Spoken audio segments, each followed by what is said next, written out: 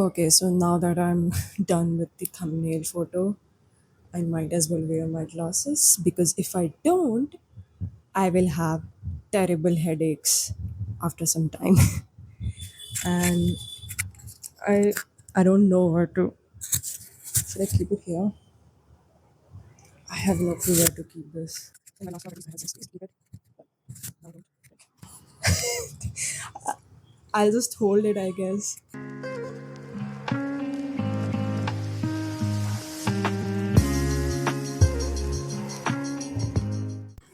Hey guys, welcome back to the Atelier of Mind, where I, Ruchira, would yap about a lot of things that I am interested in. And today I'll be going through 5 books that I read for the Mythological World Tour quest on Pagebound. Those who are wondering what Pagebound is an app, a website. In fact, it is a community where people connect with each other over books. This video is unfortunately not sponsored by Pagebound, but I love Pagebound so much that I might as well introduce it to you guys. Unlike Goodreads, Pagebound is much more alive. uh, Pagebound has this feature where each book has its own separate forum. So, let's say you are reading a book and you wanted to talk about a certain portion of the book. Let's say you have reached a particular chapter and you are like, oh, I want to share my thoughts about this scene with others. Pagebound lets you go to that specific books forum and post your thoughts and feelings about it. And it is so lively there. People are, you don't feel like you are uh, putting your thoughts out in the void. In Goodreads, nobody reads my review like even if you put a review, there is a high chance people may not come across your review, and you sort of feel like that whatever views or whatever opinions you have for a book is into the void. Nobody's out there wanting to listen to you. But on Pagebound, I felt such a strong sense of community. In fact, it motivated me to read more and, talk about what I'm reading. Pagebound also has a feature where you can plan out your reading plans for the year or for the month. And not only that, it gamifies reading. We have read alongs, we have side quests. You get XPs if you complete a book or you post on a forum talking about the book. And it motivates me to read more and more, uh, because I just love collecting all those pretty badges and doing all those side quests or the read alongs. So on Pagebound, there are a lot of main quests, a lot of side quests, and each quest covers a certain genre or maybe a particular vibe. So while doing that, there was this quest called Mythological World Tour, and today I'll be talking about the 5 books that I read for the bronze level of the quest, and let's get started. The first book I would like to talk about is KKE by Vaishnavi Patel. A lot of people call it Kaikei, KK, whatever you would like to refer to it as. This novel is a retelling of a very significant character in Ramayana. And just in case this video is on someone's feed who doesn't know Ramayana, Ramayana is a Sanskrit epic that narrates the life of Ram, who was the seventh avatar of the Hindu deity Vishnu. In this famous epic, KK had played a significant role in banishing her stepson Ram from the kingdom on an exile for 14 years. For this, KK's character was heavily disgraced for centuries within the Hindu community. And I don't know where I had read this, I don't know where I heard this. I remember that back in my childhood, I had somewhat heard that. KK's character was so disgraced that parents would not name their girl child KK out of fear that she would follow the wicked path of KK, and they did not want it to become a self fulfilling prophecy by naming the kid KK. KK was the evil stepmother archetype before it became a thing in the Western literature media. Now, when I saw the cover of this book on a lot of digital platforms, I was very hopeful because I love reading really complex female characters. Um, I had read Circe a long time back and I had enjoyed reading Circe. I had high hopes from a retelling that would be from the perspective of a character who was probably very much misunderstood for centuries, and due to misogynistic interpretations of the epic or probably the word of mouth tales, she was misrepresented. I believe that a lot of ancient stories do go through a lot of wear and tear because as the generations pass, a lot of people have their own interpretations and they add on to things as well. To put it short, I was I was disappointed. I was heavily disappointed from the book because it had such high potential and it did not live up to it. I believe that female characters do not need to be perfect to gain sympathy from the readers. Uh, a lot of female characters are heavily flawed and a lot of choices that they make are questionable, but you do get a glimpse into their thought process and you do still understand why they did what they did, even though their choice was wrong. And in that sense, KK played very safe. Vaishnavi Patel wrote a very safe, very safe female character, because of which there was not much development throughout the story. You do not see KK grow through the story. At the start of the novel, I could see that KK was trying to take control of the narrative. At the start of the novel, KK addresses how her story was narrated by a lot of people, and uh, history tries to portray KK as somebody who was influenced by her servant Subhadra. Hey guys, future Ruchira this side. I made a huge mistake, okay? Uh, Once I was done recording the videos for the book review, I had this urge to watch Mahabharat once again. As I was going through the episodes, I came across Subhadra. Hi, okay? And my mind went, if this is Subhadra, who was KK's maid? And I, it took me a while to recall that it was Manthara. I confused Manthara for Subhadra. Manthara, Subhadra. So I kind of jumbled up the first part of the name. I swear, I'm not this dumb. Actually, you know what? I am dumb. I'm sorry. So, in the book, at the start, KK mentions that whatever decision she made, it was her choice. It was not because of somebody else's influence. And that part made me think that, okay, yes, we are having a good character taking control of the narrative, and maybe things would progress even better as the story progresses. But it did not happen. Uh, Despite the strong start, as the story goes forward, you do not see KK develop at all.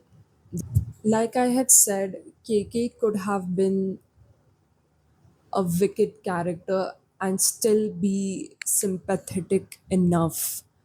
You do not need to make KK the victim, because at the end, like by doing that, you have actually you are actually contradicting the very thing KK mentioned at the start of the book, that hey, look, I'm not a victim. I did what I did because of my own choice. But then as the story progresses, you actually go against the very message that KK had mentioned. And you can take example of any of the complex characters that we have seen, literature or be it pop culture. Like for example, Gone Girl. Gone Girl became so famous and it was such a pop culture moment, both the book and the movie, and it was mainly because of the character Amy Dunn. Yes, Nick Dunn as a character, he also had some complexities. It's not that Nick was the perfect victim or Amy was the perfect victim. They both had character flaws. Despite that, people adored reading Amy Dunn a lot more. Another example could be Skylar White from Breaking Bad. I believe she's the most controversial character of Breaking Bad. And you may attack me for this, but I believe she is even more controversial than any of the characters on the show. Because whenever the topic of Skylar White comes up, there is such a heated debate on online forums. And this is what makes a character interesting, because you get to understand the layers of Skylar White. You understand the layers of why her character did what she did. But in KK's case, the author played so safe that she made everyone around KK the villain. Even Ram was the villain. Once you make everyone around a character the villain, obviously the protagonist will have no other choice but to take a certain action. And in a way, the author infantilized KK, because KK is like this hopeless woman, like, oh my god, what do I do? I have to do something to save people. Ram is being so uh, dangerous. I have to do this. I have to banish him. You just took the choice away from her. You this is what made me mad. Like, you started with this whole thought process of autonomy and independence and complexity, and then you just made a cartoonish storyline of good versus evil, like black and white version of it, where everybody else is in the wrong and KK is the one in the right. This book might be an okay read for people who are not aware of Hindu mythology. But yeah, as a retelling, it was such a failure. That's what I believe. The next book I would be talking about is Goddess of the River by, again, Vaishnavi Patel. And after I had finished KK, I did not, I never thought that I would read Vaishnavi Patel again. But on Pagebound, there was this spring read along happening, and Goddess of the River was amongst the four books to read. And I sort of thought that, okay, maybe Patel realized that, you know, Keiki was not well written. Maybe she learned from the mistakes of the first book, and could be that the second book is a bit better. This book follows Ganga, the river goddess, and her son Bhishma. And this novel mostly shows the events of Mahabharata, which, again, just in case you are not aware of it, it's another really famous Sanskrit epic from the ancient India. I think Vaishnavi took the criticism of Keki a bit too literally because uh, I know a lot of people reviewed the book saying that it is not following the original, storyline because again, a lot of characters were villainized for just to make Keke look good. She took the criticism too literally to the point that she ended up making a novel which says nothing. Nothing in the sense that it's not unique, it has no creative touch to it. As the author of a retelling, I understand it's very difficult to maintain the balance between originality and staying true to the original work. But you can still make uh, the protagonist have a bit more presence. Obviously, from the title of the book, you might think that the story would follow Ganga and maybe there would be some sort of unique perspective from her point of view. But Ganga is not present much in the book. At the start, there is some origin story of how Ganga, gave birth to Bhishma. Her story ends there. I believe her story ends the moment Bhishma comes into picture because you just see the copy pasted version of every event of Mahabharata. You do not see much happening. There is no unique perspective. There is no creative touch to it. Ganga as a character was compelling. Like whenever she was on page, she was compelling. But whenever the perspective shifted, like, Ganga would enter into somebody's memories and see the events of Mahabharat and what role Bhishma had played in Mahabharat. Uh, it would get boring because you are just witnessing the copy pasted version of the original epic. It's a rather simplified version of the original epic. And as somebody who had grown up watching Mahabharat on Star Plus, I did not see anything new. In fact, if even if I skipped chapters or if I skipped portions of it, in fact, even if I did not read the book, I would still know what happens in the book because there is nothing else. There is no additional touch to it. There is no additional perspective to it. And at least in KK, we see from KK's perspective, what she's doing, what she uh, like witnesses, but we don't see much from Ganga's perspective. It just felt like Ganga was playing the role of Sanjay in Mahabharat. He would observe the battlefield for Dhritarashtra and narrate whatever was happening. It genuinely felt like that at point. And yeah, I'm not the target audience for this book because I don't need this book. I don't need to read this book. There is no point. Maybe somebody again, like who has not read Mahabharat or who has not watched Mahabharat, who doesn't know the basic premises of Mahabharat, they might uh, find it easy to get into Hindu mythology by reading these books. The third book that I will be talking about is The Will of the Many, written by James Islington. Before I start talking about this book, I would like to say that recently, like when I was thinking of making this video, I had sort of jumbled up some moments of Ready Player One and The Will of the Many. I had read The Will of the Many at the start of the month of May, and I finished Ready Player One just like few days ago. And while I thought that okay, let's review The Will of the Many, I, I kind of mixed up certain scenes.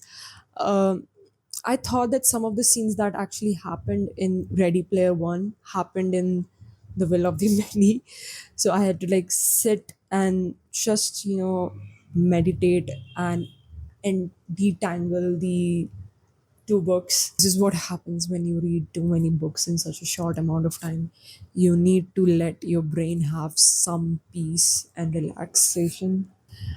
The Will of the Many is an epic fantasy, and it is the first book in the Hierarchy series.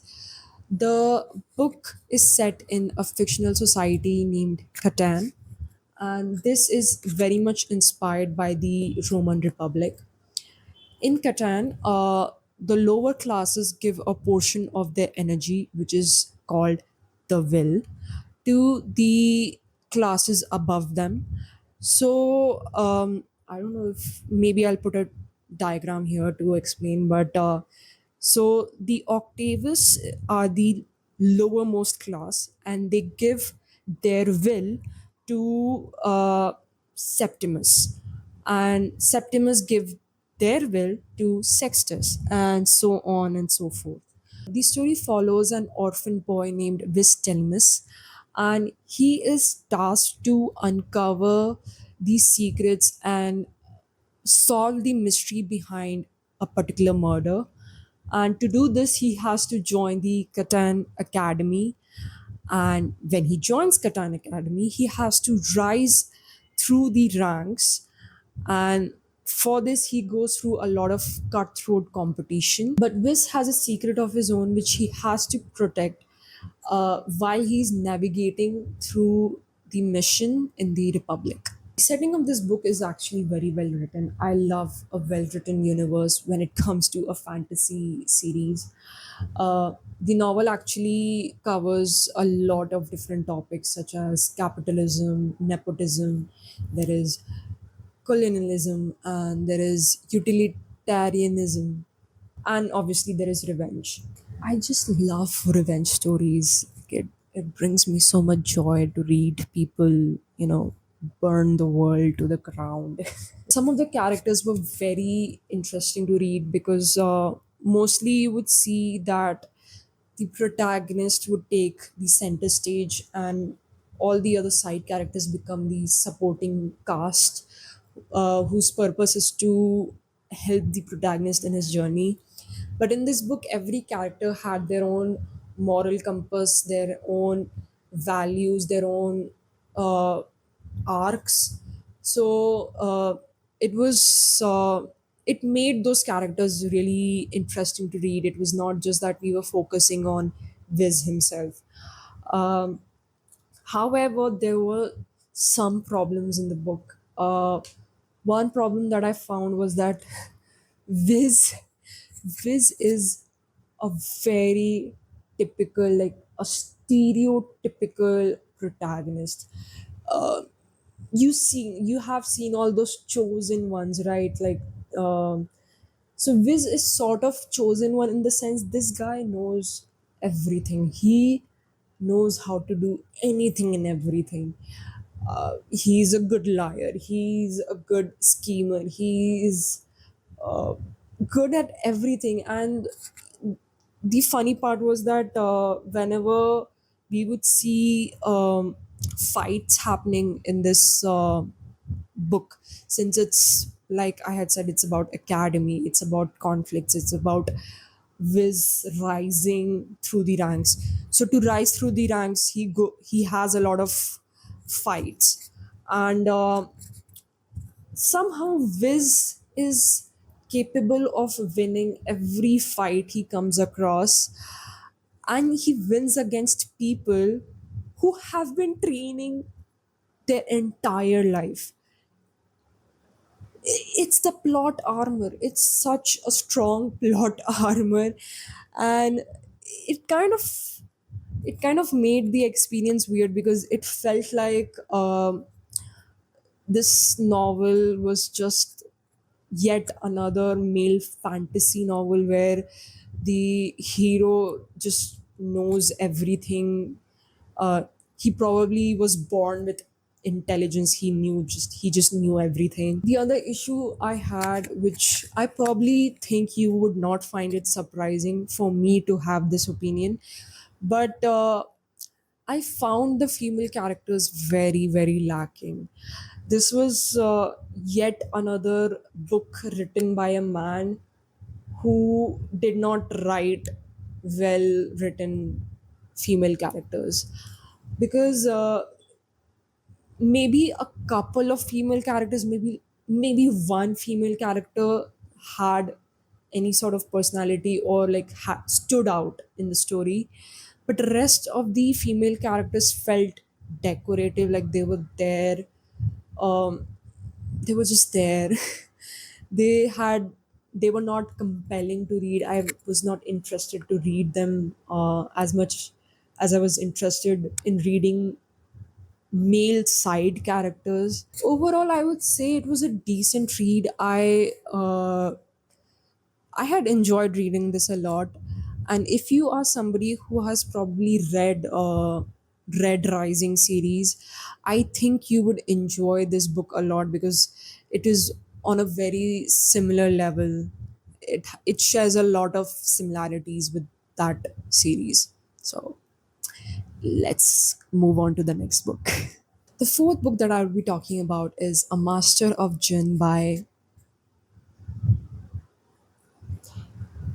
P.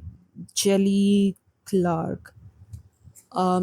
I sincerely hope that I'm not butchering the name. I'm so sorry. Like Goddess of the River, I had read this book for the spring read along on Pagebound. Master of Jinn is a steampunk fantasy which is set in the 1912 Cairo. This story follows the protagonist Fatima, who is the youngest detective in the Ministry of Alchemy, Enchantments, and the Supernatural Entities. She was called to investigate the murder of a secret brotherhood which was dedicated to a very popular, very famous figure in this setting named Al Jahiz. Al Jahiz had been considered missing for 50 years until the murderer himself comes forward and claims to be the person everybody was looking for. Uh, After his return, there is a lot of political unrest in the streets of Cairo, and this forces Fatma to investigate what is happening and to restore peace in the city. This book opens very strong with a really good writing. This was a very unique setting. You don't see a lot of steampunk-ish fantasy, I believe, because I had the last steampunk fantasy that I had read was the Infernal Devices, if I'm not wrong. And this was such a long time ago that I had forgotten what steampunk feels like when you're reading. So the book started very strong. It had these unique magical creatures which are called jinn, and I was really intrigued by their magic system as well. Needless to say, this book also sort of fell flat as the book progressed. It was still an enjoyable read. I believe the enjoyment was because of the vibes and the atmosphere and the setting itself. But there were a lot of inconsistencies, especially when it comes to characters.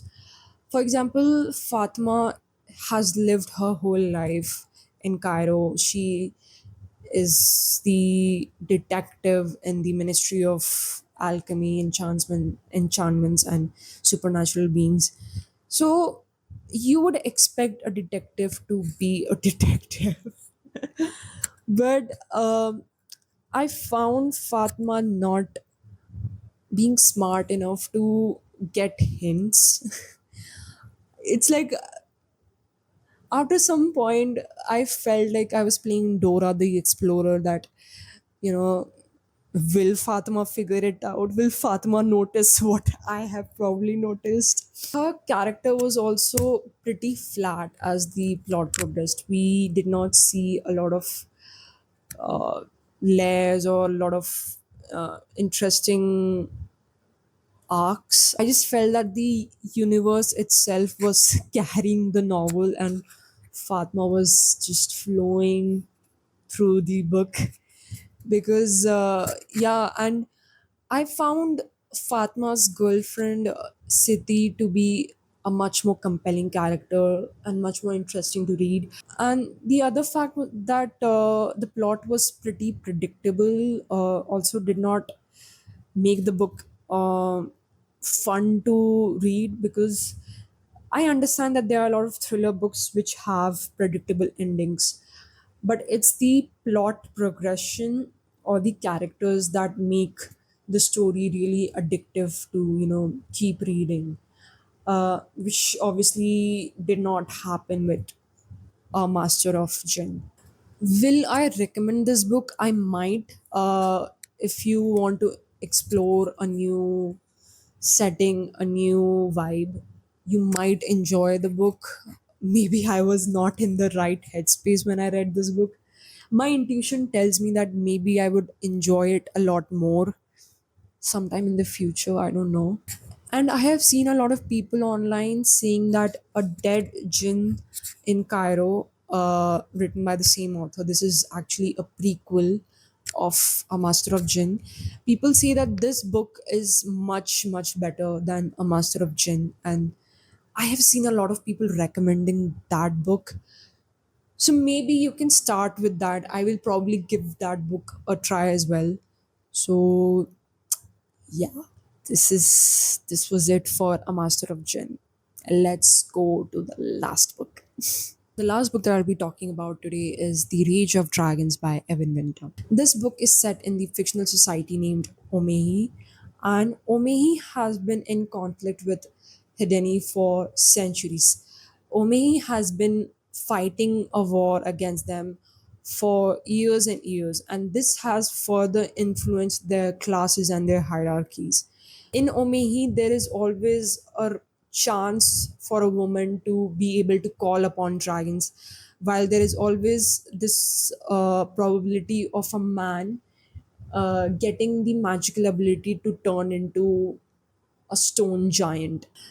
While for the rest of the people, which are sort of considered the lower class, they are constantly in the survival mode. They are doing their best to survive while they are fighting the war. During this, we come across our protagonist Tao, and he is a young man who belongs to the lower class. He does not have any particular ability as such.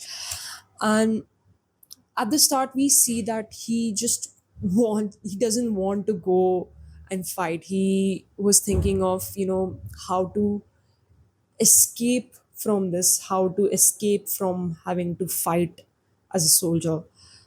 So we see that he wanted to, he had this plan that he wants to get injured or maybe get hurt so that he cannot get enlisted into the army.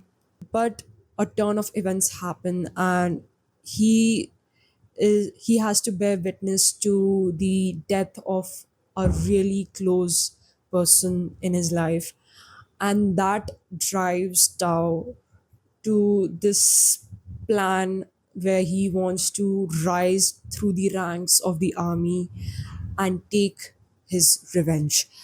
And like I had said earlier, I love a good revenge story. And I would say that this book was really fun to read because I actually like when I saw what happened, and um, when we see Tao's emotions, change, like he goes through such series of emotions when he sees what he sees. I felt that I was like, yes, go for it. Go for the revenge that you're planning. I am rooting for you. And that is what happens. Uh, I was really interested in the magic system. I was really interested in the politics. And it was really, I would say it was a fun read in general.